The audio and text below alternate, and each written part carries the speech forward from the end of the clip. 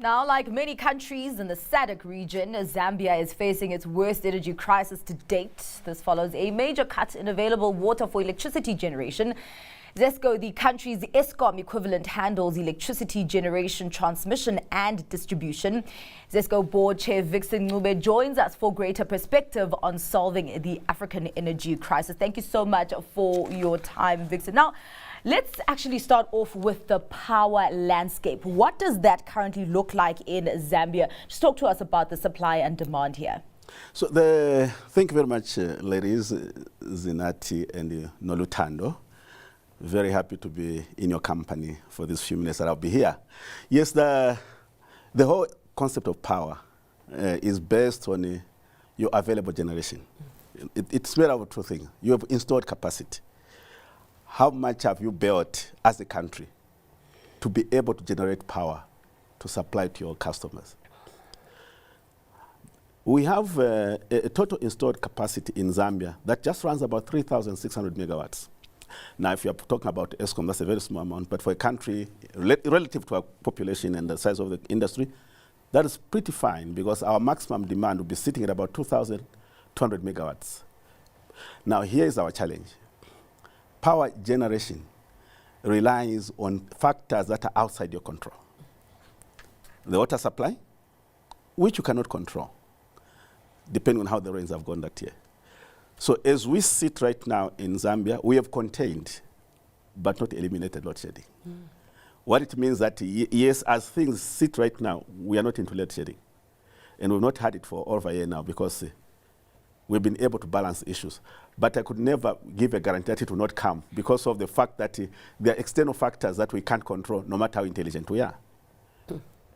So Vickson, let's talk about this because hydroelectric, is seen as something that is green, it's good. Yes. It's the direction we're all trying to go. But as we are seeing in Zambia, there are risks here. And I'm wondering if we're speaking enough about the risks of a hydroelectric power, considering also what we are seeing with climate change and with droughts. No, in fact, if you were to look at the direction we are taking ZESCO now, we have just come up to understand that 86% of our power comes from hydro. The other 14 is a mixture of solar and a plant on coal. So if we're to talk about green, Zambia is fairly green in terms of the energy. But however, as you've just mentioned, the risks that we have in hydro. So we are moving on an energy balance where we're going to combine various sources of energy, whether it's wind, solar, or whatever other source that we find. Remember, we're in constant research to find out what other natural resources can we find, renewables that we have in the country. So we are moving away from the total dependence on hydro and trying to balance the energy. But one thing that we must always be aware of is building transmission equipment takes time and a lot of money. I actually want to talk about that because I wanted to ask you what the biggest challenge for ZESCO is right now. I mean, you also talk about these external factors, and I wanted to know, whether it's operational or financial. What is your biggest challenge? Well, one impacts on the other. Yeah. If you don't have the money, your operations are affected. Yeah. Well, we do have an issue of a debt, have a heavy debt. So what we did do, and remember in life, when you go in an office, you take over the good, the bad, and the ugly. So what I'm saying is, we in the past made decisions which were not economically logical. But remember, you make a decision in the immediacy of a situation. You don't know the yesterday, the tomorrow. You just know that as I'm sitting here, I'll make a decision.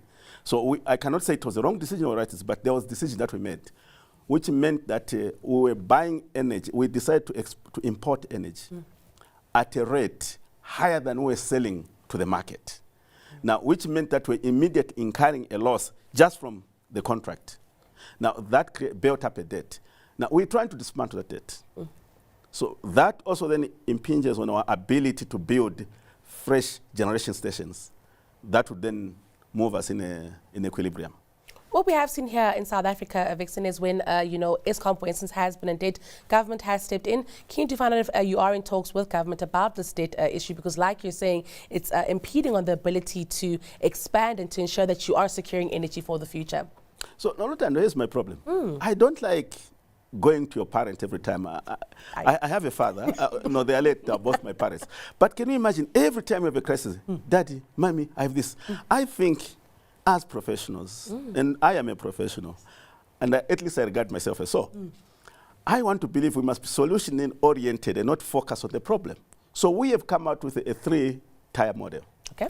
We're saying, one, depending on our financial abilities, we will build capacity in ZESCO. We'll build the power stations, the transmission lines, and the distribution lines. But given the fact that right now we have a shortage of cash, we got a second model. We will partner with other people. If you have money, come we talk. We can go, whether I get 1% and you get 99%, it's fine, as long as we are going to solve the problem for the nation. Remember, the focus is not ZESCO, it's the people of Zambia who need power. And beyond Zambia also, that's why we have the Southern African Power Pool. We got to be net players in that pool, bringing more power. So that a problem of South Africa is a problem of Zambia. So if South Africa has no power, Zambia is a problem. Yeah. Because there are a lot of interlinkages. So we want to solve this problem holistically. But then the third model, if a developer has money where they can 100% own a power station, we are good to go.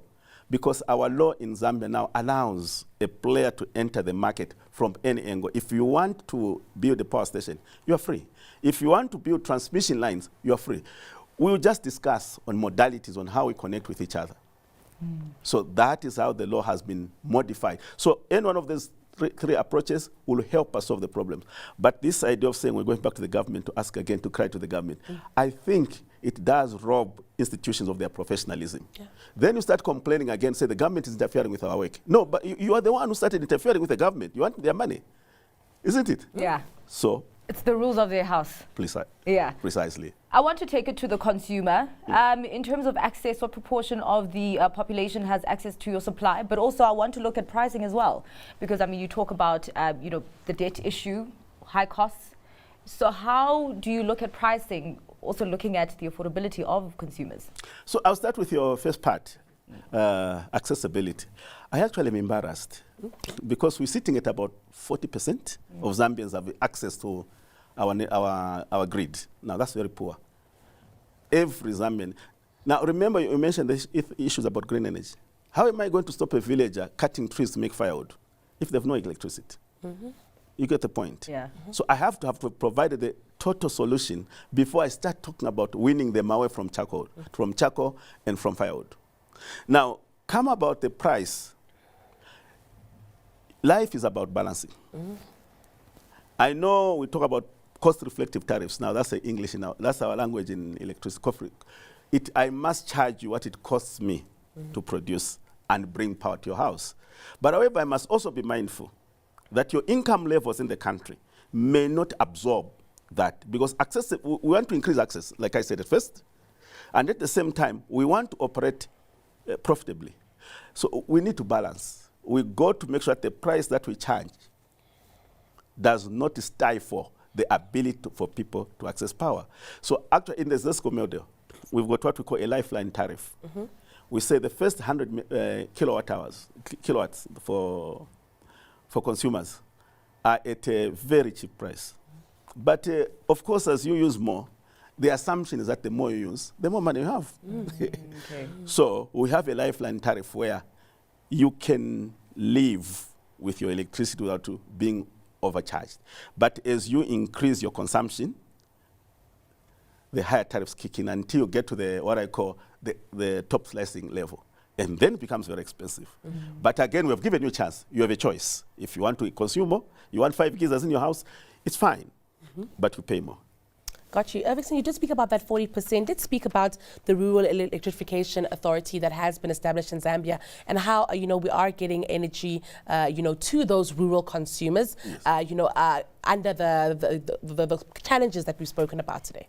So, yeah, the challenges are always holistic, because no matter how good your intentions are, if you don't have the resources, you won't make it.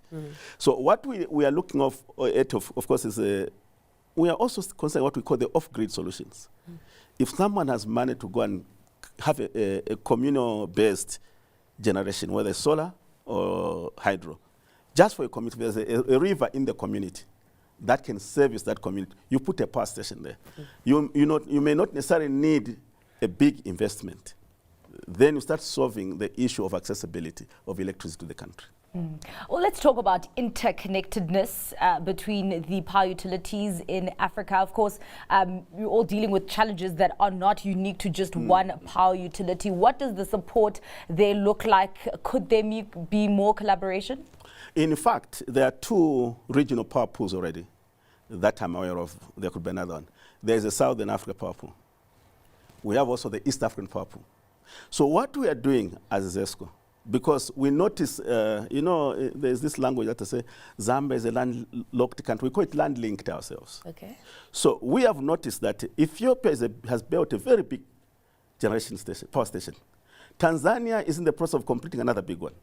Now we are saying if we build interconnectors between Tanzania and Zambia, so that when South Africa has a shortage of electricity, it comes all the way from Ethiopia into South Africa. And vice versa. When now the surplus in South Africa, we can push it to Ethiopia. So we are working on this mechanism. The ideal situation is every neighboring country must have an interconnector with its neighbor. Amazing. So that then we have what I call supply equilibrium.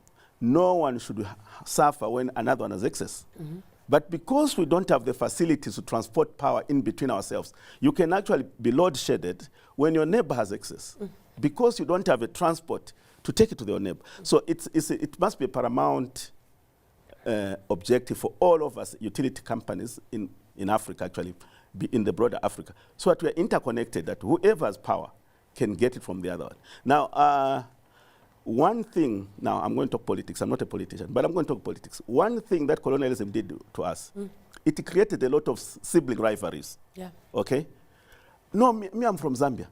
No, Zambia, no. We are all Africans. You know the issues that came in after independence of South Africa, the migration of people coming from other parts of Africa trying to seek opportunities. The problem arose because in those countries, there were no facilities to accommodate their citizens. So if there's a problem in Nigeria, it will affect South Africa. Yeah. And if there's a problem in South Africa, it will affect Zambia. So we need then to start working as teams to stop these sibling rivalries. My God is greater than your God. Let's just say that we worship one God. We are all Africans. Let's start having infrastructure that can make us work together, trade with each other, support each other, and make sure that all our economies are functioning. Because one thing about employment, you cannot have employment created if there's no power. And I started talking to some industries. They told me that there are processes that require 24 hours. Now, if you are going to load shed them even for 2 hours, the process can't be completed in 22 hours. They need the power throughout. So we got to start understanding that we cannot develop our economies if we don't have a good power backbone. Well, thank you so much, Vickson, for invaluable insights this afternoon. That was ZESCO Board Chair, Vickson Ncube.